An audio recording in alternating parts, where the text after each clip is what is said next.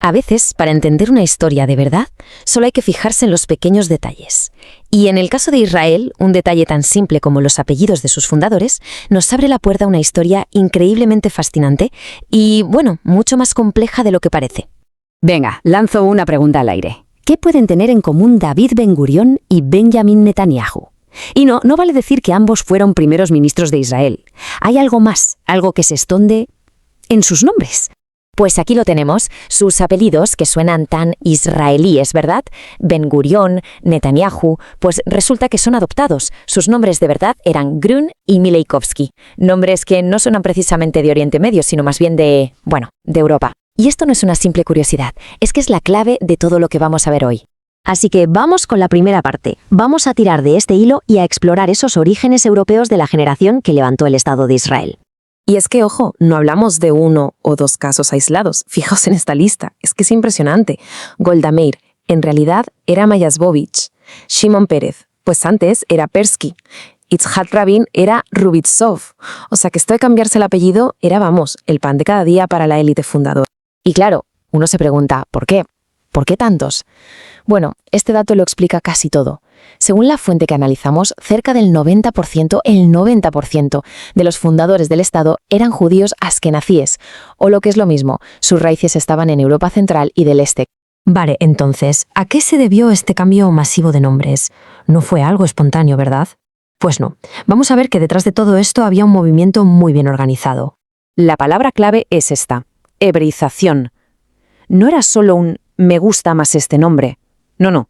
Era una política, una idea impulsada con fuerza por el movimiento sionista.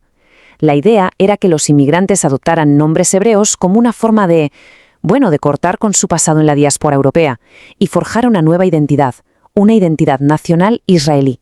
¿Y de dónde venían exactamente? Pues aquí lo vemos. De Polonia, de Rusia, de Ucrania, de Alemania.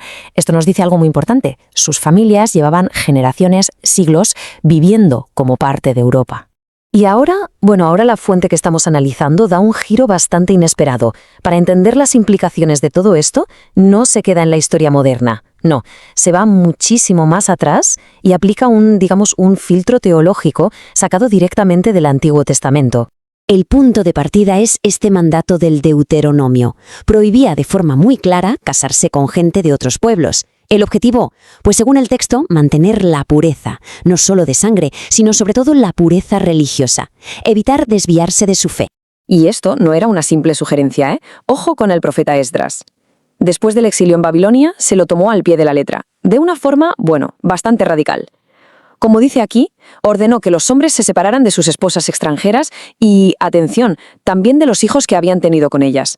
Entonces, ¿cuál es la conclusión que saca la fuente de todo esto? Pues que, según las reglas del Antiguo Pacto, el linaje tenía que ser puro. Si había mezcla, según esta interpretación tan estricta, esa descendencia sencillamente quedaba fuera de lo que se consideraba el Israel de Dios. Muy bien, pero ¿cómo se conecta esta norma tan antigua con los fundadores de Israel del siglo XX? Pues la clave, según el argumento, está en ese larguísimo paréntesis de casi 2 milenios, la diáspora. Echemos un vistazo a la cronología porque es abrumadora. Años 70 después de Cristo, se destruye el templo, empieza la gran dispersión. Pasan los siglos, se forman las comunidades askenazíes en Europa y no es hasta 1948, casi 1900 años después, cuando se funda el Estado moderno. Y claro, ¿qué pasa durante esos casi 2000 años viviendo en Europa? Pues según la fuente, lo inevitable, que hubo una mezcla cultural, por supuesto, lingüística, de ahí nace el yiddish, que es esa fascinante fusión de hebreo con lenguas alemanas, y según sostiene este análisis, también una mezcla genética con las poblaciones europeas. Y aquí llegamos a la parte final, a la conclusión de este argumento. Si la fuente dice que los fundadores del Israel moderno, por esa mezcla en la diáspora, no cumplían con ese estándar de pureza del Antiguo Pacto, ¿entonces qué? ¿Cuál es la jugada final?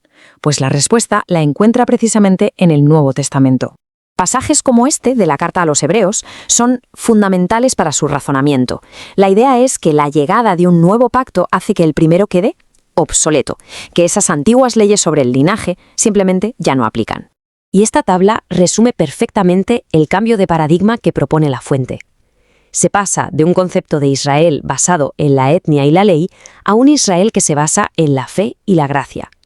de ser una nación física a ser un cuerpo espiritual de creyentes.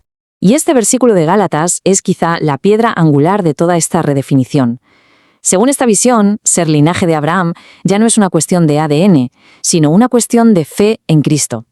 Y esto une a todo el mundo, sin importar su origen, en una sola comunidad.